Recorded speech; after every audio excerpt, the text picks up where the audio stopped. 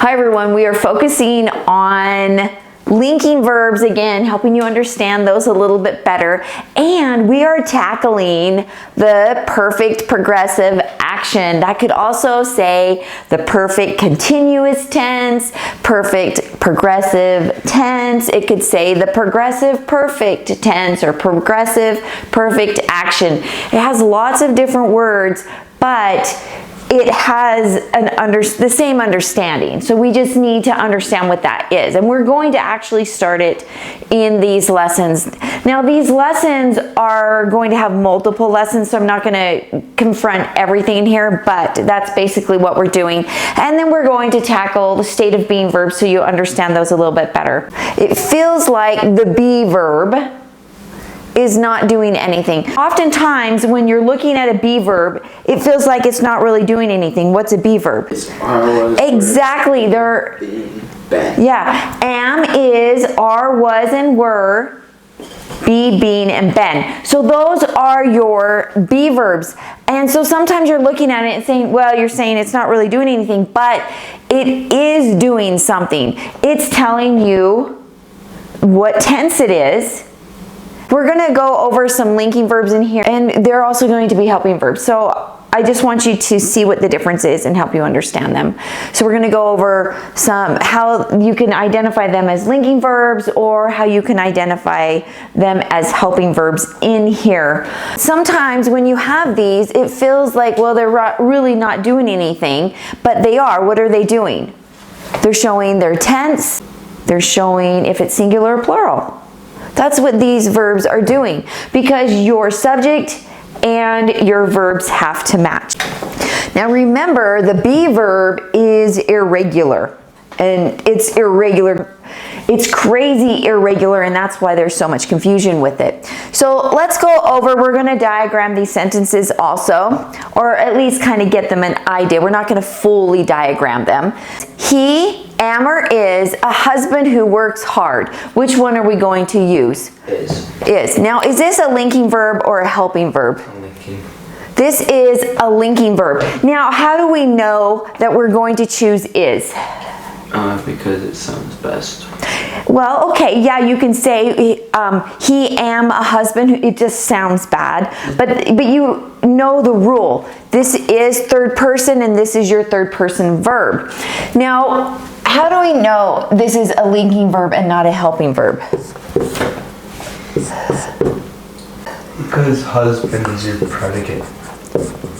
Nominative. Nice. Because you have a predicate nominative. It's changing, it's nominating he to be the husband. And so see how it's going back to the subject. This is a noun that is, he is being changed. Okay, you could also say Richard is a husband who works hard. I mean, you could replace it with another word. The movie are or was exciting. Was. Okay, so was. Why are we choosing was? Because that's what the movie is. So the movie is singular, so you have to choose the singular verb. Are is plural unless it's in second person. So this is third person, so you need to choose the singular verb. Is this a linking verb or is it a helping verb? Okay, I like what Daniel said. We're just going to do movie right here. That's your main subject. And then we're going to do our verb was. Now, Daniel said that exciting was exciting. E-X-C-I-T-I-N-G. Was exciting. So the movie was exciting. Why can it be like this? Because was goes with your INGs. Be an adjective. Exciting, the exciting movie was, blah, blah, blah. If you can put this in front of movie and it sounds good, then you know that you can also use it as a linking verb. So this was, is a linking verb. She am or was so excited to hang her artwork. What are we going to use? Paul, what are we going to use? Was. Exactly. Paul, why are we using was? Because am doesn't make sense. Okay. And also, it's singular, and was is singular. Nice, singular goes with singular, but this is singular. You're right, singular goes with singular, but it's because this is third person. Now, was, it doesn't matter. I was, she was, but it does matter for am. So you can't even choose am because am has to be in first person. She was so excited to hang her artwork. What tense is that going to be in? Is this a linking verb or a helping verb? Are we going to have the same situation here? She as the subject, was is your verb. Was cannot be a helping verb in this one. It has to be a linking verb. This is why this is so confusing, because you think, well, but not here. This is the reason why. Was goes with your progressive tense. Was does not go with your perfect tense. If you're using this as a past tense, you're not using your auxiliary verb. Excited can sit in the past tense in the simple, right? Simple past. But because you're using the verb was now, that means this has to be an adjective. It cannot be, it cannot look like this, was excited. We can't do that. Because this verb can't go with this word as a perfect tense, as your participle in the perfect tense. Now, it can go with the verb as a participle if you're using it as an adjective, and that's what it's being used as. It's coming over here, it's describing. So see how we can't say excited she was? It sounds goofy. Yoda. Excited she was. So we don't speak like that. She was excited. You can say Lisa was excited. It sounds goofy if I say it. Excited Lisa was. It sounds a little bit goofy. You wouldn't really use third person like that with a name. It sounds goofy. You would have to use something else, some other noun. Can we say the excited movie? Sounds goofy, that sounds. Now, EDs, using them as participles, they are harder to use than your INGs when you're using them as adjectives. And that's why this can be confusing. So this is an adjective linking verb. The was can't go with excited because it's not progressive. Yeah, but was can go to excited if it's a linking verb. So it was cannot go with excited to use it as the main verb, but it can go with excited to use it as a linking verb. See the difference? That is so exciting. Don't you guys think that's fun? Mm-hmm. That's super fun and super interesting. The class are or was interesting? Was. Nice, because was is singular, takes the singular verb. So what are we doing here? We're going to do class. Can we use was interesting as a linking verb? Yes. Yes, we can. So interesting. See, look, this can be a linking verb. We could say the interesting class was blah, blah, blah. Can this also be the main verb as a progressive tense verb? The truck is or are gray? Is. The truck is gray. Singular takes the singular. Third person takes third person. Can that word is it a helping verb or is it a linking verb? Okay. Why, Paul? Can this only be a linking verb or can it be a helping verb? Gray is describing. This is a descriptive adjective describing truck. Can we say the gray truck is? Yes. We know that gray is a describing word. Gray right here is not, no way, a verb. So we know that is a solid, what? Linking verb. Is a linking verb. Gray cannot be a verb. How you know that is you could put that word in here and it makes sense. The gray truck. So when you put it in front of here, if it makes sense for both ways, then you know you have an ing or an ed is where you're like, could it be a participle? Is that a participle? How is it working as the participle? Is it an adjective? Is it working as the progressive tense verb? The Vans was or are comfortable? Are. Nice. Are, plural, subject takes the plural verb. This is singular, so cannot, no way can we use that. This are is putting the Vans in present tense. Okay, this would put it in past tense. What if we wanted to use was? Can we use was? What word would we use? Were. Were, if we wanted it to be plural. I don't like that S because the means like a specific van, right? Yes, but it works here because I'm using them as a big area, like we're caravanning. The Vans. I can see where you're coming from, but I'm using it as a big group. The Vans, you could say the Vans on campus. You can add more information. Are comfortable. That would be like very similar. Vans. Okay, so now let's take these and we have Vans, right? And now we have our verb are. And we have comfortable. Is this a linking verb, helping verb? What is that? Okay, Daniel says linking. Paul, what do you think?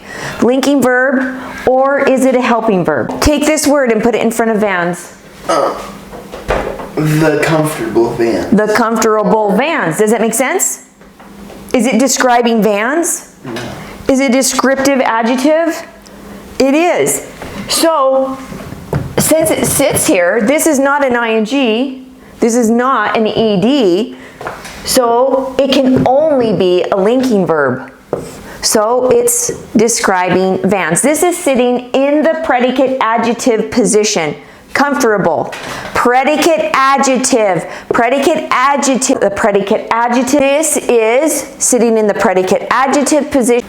And then this is the predicate nominative position. Now remember, linking verbs link adjectives, the predicate adjective, and they link the predicate nominative. That's how you know. So pull the word apart. If it fits well in front of your noun, you know you have an adjective in some way. See how you could say the interesting class? So that's why it's a little bit confusing with that. There are 8 organized ways to use be verbs in its current state to tell us the tenses. What are the 8 organized ways? What are the 8 organized ways that we can use the be verbs? Am, are, and is, was and were, and then we have be, being, and been. Be being the main word. Being is your present participle, your second principal part. Be is the first principal part. And been is your fourth principal part, which is your past participle. Now, remember, helping verbs help another verb be understood. But I need you to know the difference between a linking verb and a helping verb. Now, one of the things that people are getting confused about is the verb have. Have, has, and had. Now, this tells you it's a concept of time. It's absolutely important that you understand what have means. It means you own it, you possess it. But it also is kind of putting you out there that it's a concept of time. This is telling you it's in the present, right? It's a concept of time. There are numerous breakdowns for the verb have. Right here. So you could say, I have, she has, they had. Where's has go? Where's the only place we can use the verb has? Third person. Third person singular. That's the only place you can use has. Have can be all over the place. You could use it in singular, Plural, you can use it in second person, but you cannot use it in third person singular. You have to use has. And then they had. Had can be used all over the place. Doesn't matter if it's first, second, third person.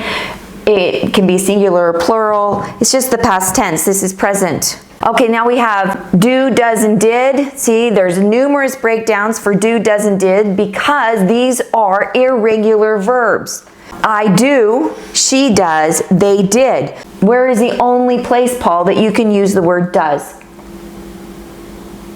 Third person. Third person, singular. That's where you're putting on the ES. Third person singular. Okay, so you can use do in plural. You can use it in second person. You go, I do, she does, they did. This is best past tense. They did, we did, she did, you did. That can be used all over the place. It can be singular or plural. But this one, you can't use this one in she do. You can't say she do. But you can use it in all of the other areas. Okay, this makes it go into third person singular. So be careful with that. I want you to look at this question. Having done. What is that?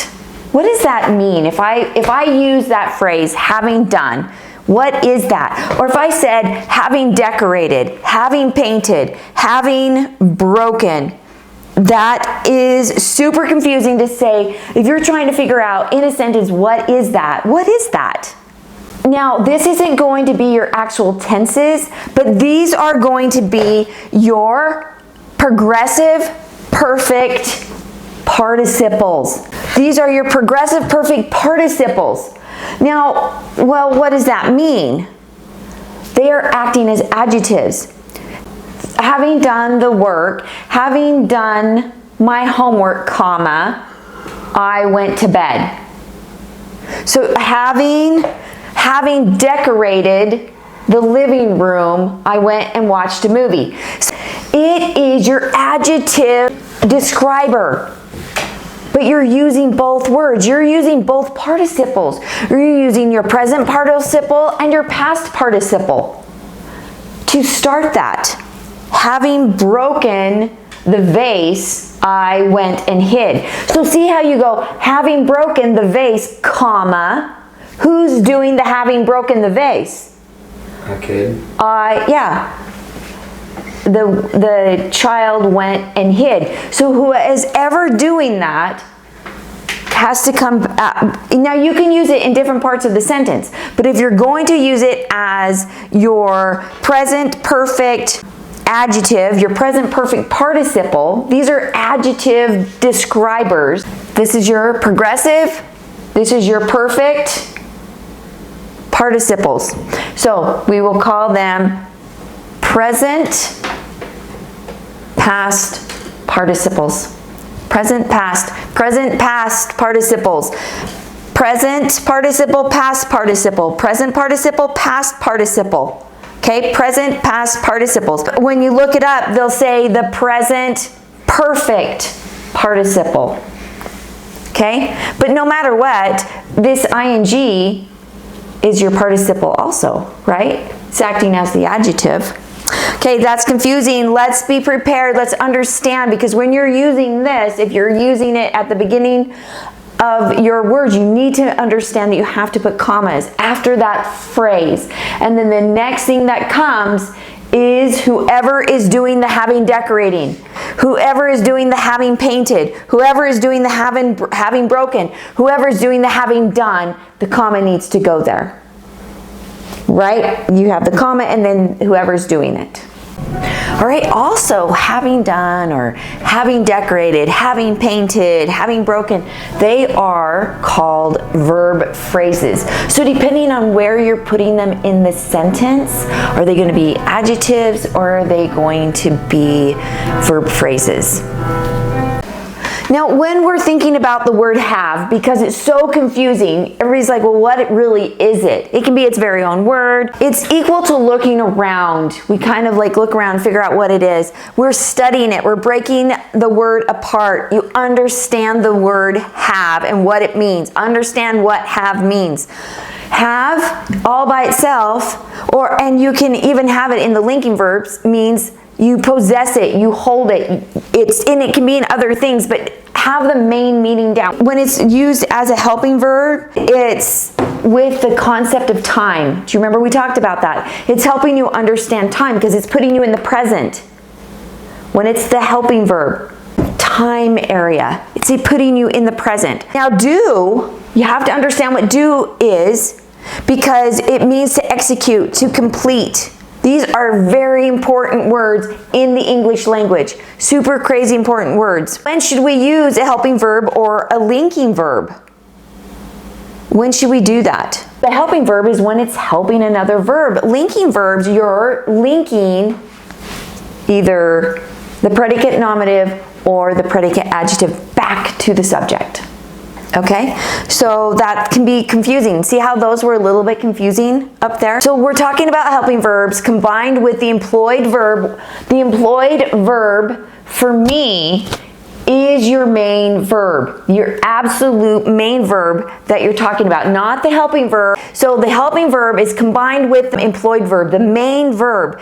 And there's two different reasons we use helping verbs. That main reasons that we use HV means helping verb. The first one is you're understanding your participles. Okay, so see how right here, this can be either a participle as an adjective, or it could be the participle working as its progressive tense verb, right? So it's understanding our participles, the present or the past. See, this is the present, this is the past, present, past. So you're understanding the present or the past, and this helping verb also helps us understand our tenses. See how right here, it's putting us in our tense. So it's very, very important that you're understanding that. Now, Paul had changed the look of his room. So see right there, we are putting us in the past. See how this is telling us where it's going to be. Now, changed won't just be, this is the solid perfect past. Now, changed is in the past, but when you put this on here, it is the solid perfect past. It means it's over, it's completed, it's done. Okay? Without it, you would just, Paul changed the look of his room. It would just be in the past. When you are working with helping verbs, there are three main helping verbs that you need to remember. Paul, do you know them? Three main helping verbs that you need to remember. Be, do, and have. Now we have lots of helping verbs, but these are the main ones that we use. Be, they are irregular. Am, are, and is, was, were, being, and been. Okay, and then we have do. And with do, we come with do, does, and did. And we have, what comes with have, has, and had when you're understanding your helping verbs. We talked about our three main helping verbs. Be, do, and have. What are they? Be, do, and have. Be, do, and have. Now, remember, they're related. They belong together. Okay, be is irregular. You have am, are, and is, was, were, be, been, and been. Do, does, did. Have, has, had. Now let's go over the whole helping verb list. Let's Am, is, are, was, were, be, been, been. Have, has, had. Do, does, did. Shall, will, should, would, may, might, must, can, could. So memorize that so that when you are going, okay, I know these are helping verbs. Now look, you have the same words, be, do, and have, that have their own principal parts that can be crazy confusing. You're like, what are these? Look at this. Be, am, are, and is your simple.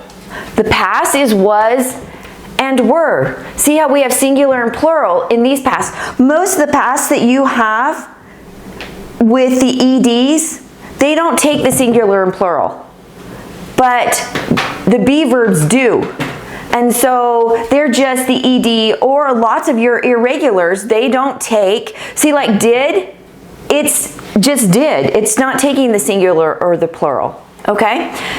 Being and been, so we see how we have the simple, the past. Being is your progressive, your ing, and your perfect is been.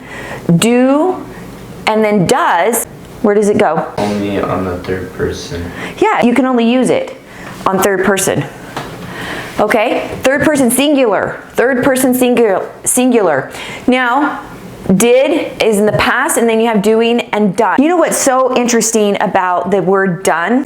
Is it a helping verb? Because look, it's going off of these right here, do, does, and did. Do, does, and did. Could this be a helping verb?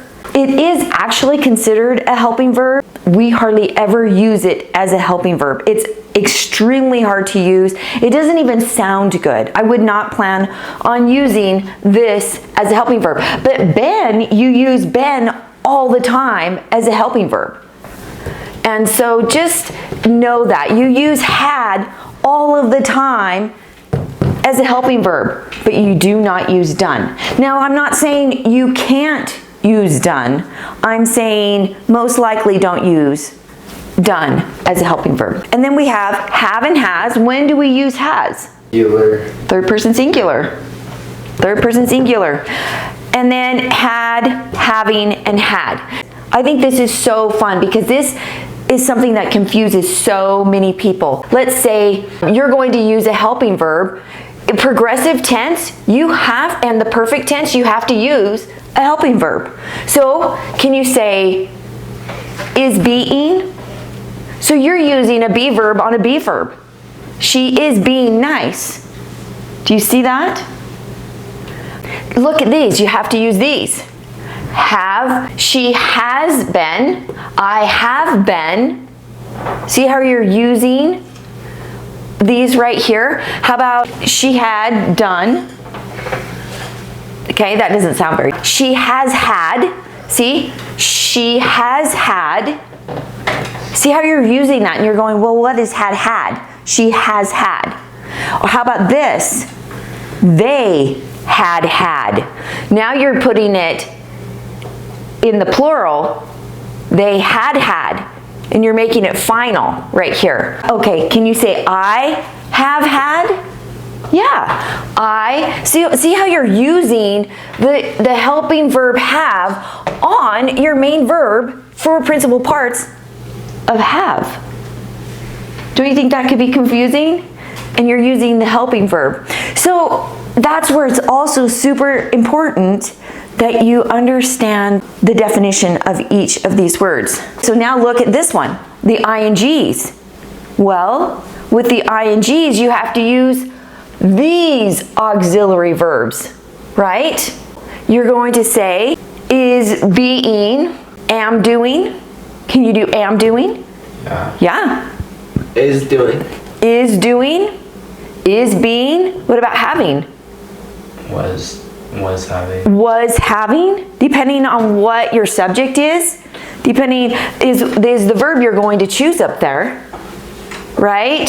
So these need auxiliary verbs right here, helping verbs. I mean, you could put other helping verbs because these aren't all of the helping verbs, but this is what people confuse, is that you are using be verbs on be verbs. You're using the main helping verbs on their main verb. So when you say she had, he had, you can put those together because the had is helping the had. Isn't that fun? It makes total sense. One's the helping verb and one is your main verb. We have had a good time. She has had a good time. So see how you're using these on have. And that's why people get really confused. So you're using these three main verbs on these three verbs that we use all of the time in our language. Oh, okay. You're funny. Isn't that so much fun that you can see when you break it apart like this and then you're seeing it like this, then you're going, oh, I can see it. Especially if you've really studied this and you truly understand it, you're understanding how this can go with this. So you could say she does have, I do have. You're not using helping verbs on here. Do we use any of the helping verbs on here? No. Remember, we don't use our auxiliary verbs on the past right here. We're not using, but we use our auxiliary verbs on the progressive. We use our auxiliary verbs on these three words. But look at this. You can use does on have. She does have, because does is actually doing, it executes something and it's making something complete. You could say she does do the right things. She does do the right things. Okay, she does have, okay, you can say things like that. She does have, depends on what you're wanting to say. She did do the right thing. She did do the right thing. She does have. Okay, so you can use this right here on different things, because this do, does, and did, it's basically telling you that you're executing something. You're completing something when you have that. It's really important that you understand what this is doing. Let's talk about what have also can be. It can mean that you're defeating. You're being defeated. We have him. I have him. I mean, that person that is being have has now been defeated, right? It can mean bear. You're dealing with something. So you can use have in so many different ways, but the main thing that have shows is that you're having possession. Also, as a helping verb, it helps you understand time. Okay? So just kind of understand what the meanings of have could be, and then it will help you. Also, have can be an action verb in our grammar right here. Let's talk about helping verbs with the verb church. Now, church, I have church today. Doesn't that sound like a noun? But when I say I have church, I'm actually doing something at church, right? It's the same thing as I have devotional today. So you're... Not when you say the devotional. Yeah, but I'm not saying the devotional. I'm saying I have church today. It means I'm attending church. I am going to something and I am receiving something back. Okay? I am going there to learn about Heavenly Father and Jesus. I'm learning. So this is a verb here. I have church today. How about this? I did church today. So here, have is what? What is have right there? Helping. It is a helping verb, but you're possessing the church. You're possessing the verb right there. It shows possession. I have it. Okay? It's an action. I'm attending it. Okay? So I did church today. What about that? What does did mean? It means you executed it. You completed it. So do, does, and did goes in lots of things. If you want to say it's done, it's completed, or you're in the process of doing it right now, because that's what simple is. This is the past, this is the progressing, I'm doing it now, right? And then it's done and over. So I executed it, I completed it. That's what do, does, and did mean. More information about our verbs. When you're parsing a verb, what does that mean? Break them apart. Exactly. That means you're breaking it apart. So when you're parsing a verb, you're going to have your voice, your tense. It's not just voice and tense when you're parsing a verb. You're going to find out if it's singular and plural, right? But also, it's really important to understand our modals. What are the modal verbs? Shall, will, should, would. Shall, will, should, would, may, might, must. And can, could. So it's really important that you're understanding the modal. Now, when you're getting information about the verb, you need to understand voice. What is the voice? There's two voices. What are they? Active And passive. and passive. Active, passive. Active and passive voice. When you're understanding your voice, you're constructing sentences correctly. It helps you construct sentences correctly. Now, your tense is absolutely crucial for the main verb. So when you're understanding your tenses, you're going to put your helping verbs correctly together with your subject. Now, the modal verb, on the other hand, it's necessary for the main verb to give permission, to have an ability. You're going to have your verbs extra polished when you're understanding these things. Use your helping verbs correctly. Make sure you're using them correctly. Modal verbs also, they give requests, they give they advise. I would advise you, basically, to clean up your room before your dad gets home. Not that Dad cares, but in our home, I care more than Dad does. But still, that's in a sentence. It helps you hypothesize. It gives you a possibility.